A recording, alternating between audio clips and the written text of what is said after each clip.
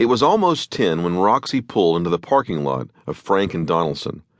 Her office was one of 20 crammed together in an L shape on the rim of the 21st floor of a 30-story office tower in North Atlanta, surrounded by a cluster of similar 30-story office towers. 7 spacious partner offices and conference rooms, A through F, took up the rest of the space along the walls, with a support staff corralled in the middle. Frank and Donaldson was an international law firm with over 300 partners, 1,500 associates, and thousands of non-lawyer employees spread across the globe. The 27-attorney Atlanta branch was one of the firm's smallest. Lawrence Frank and Fitzhugh Donaldson, the 2 men who founded the firm in Philadelphia in 1880, would never have imagined their names on brass nameplates from New York to New Delhi. Each associate attorney's office had a narrow window, a sleek glass-topped desk, a chair for the lawyer, and a chrome side chair in case someone needed to sit down for a brief chat. Roxy had added a potted palm to the corner of her personal space. The view out the window provided a distant hint of green in spring. A stainless steel sign on her door read, "Roxanne P. Gage, Attorney at Law." She savored the last morsel of a caramel as she shared the elevator with a young man who worked for the firm but whose name she couldn't recall. She thought he was in accounting and billing but didn't want to embarrass herself by asking. They stood in silence until the elevator door opened. "Have a good day, Roxanne," the young man said as he held the door open for her to exit.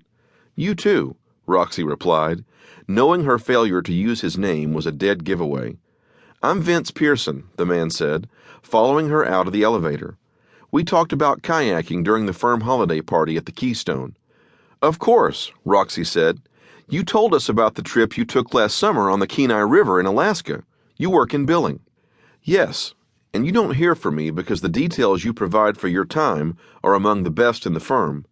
"Thanks," Roxy said, feeling even worse that she hadn't remembered Vince's name. "Do you have any trips planned this year?" "Montana.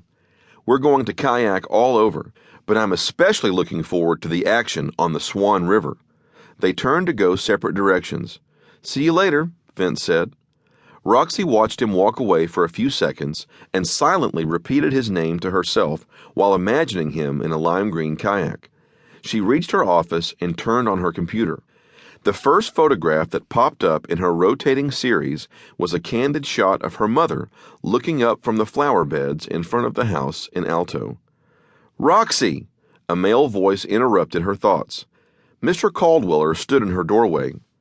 Tall and studious, with rimless glasses, the lawyer looked like a tenured English professor, but acted like a football coach in the middle of a losing season.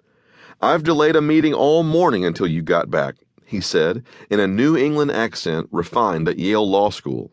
"The Alpha team in the Boren Pharmaceutical case will be in Conference Room F in 2 minutes.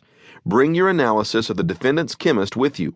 I'm flying to Chicago tomorrow to consult with our shadow expert and want to make it count." "Yes, sir." Roxy's fingers flew across the keyboard to access the file. There was no time to reread what she'd written after poring over the technical data for 2 days the previous week. She hoped she had better recall of the insights she recorded than she did about kayak-loving Vince from accounting. According to Colonel Parker, it was a good day when a lawyer either settled a case or took on a new client. With the signed contract from Mr. and Mrs. Bowater in his coat pocket, Corbin had turned a bad day into a good one. There were several locally owned restaurants within a 3-block radius of the courthouse, among them a diner that featured hamburgers cooked on a grill top, and a Greek restaurant that served gyros, shawarmas, and 3 kinds of hummus. Corbin could make a meal of red pepper hummus and several pieces of pita bread, but Red's restaurant was across the street from the Greek place. Corbin opened the door and was greeted by the blast of Arctic air that made the place a haven in the heat of summer, but too cool in the winter. The owner, Mike "Red" Britton, was in his usual place, guarding the cash register by the front door. "Booth or counter?" asked the pot-bellied man with a fringe of stubborn red hair still clinging to an otherwise bald scalp. "Booth." Red looked down the row of booths.